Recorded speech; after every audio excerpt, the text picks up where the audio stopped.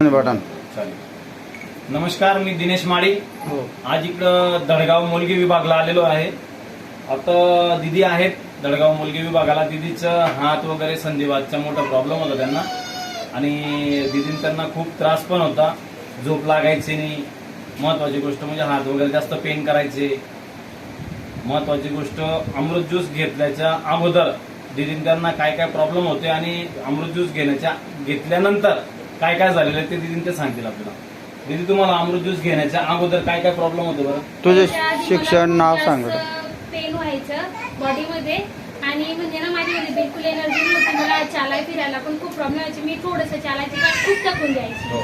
पण आता अमृत ज्यूस घेतल्यानंतर म्हणजे मला फरक जाणवतो. मला भूकही चांगली लागते आणि म्हणजे असं मधूनच एनर्जी वाटते की आपण हे करायला पाहिजे, ते करायला पाहिजे. मला स्वतः असं वाटतं की मी ते करू.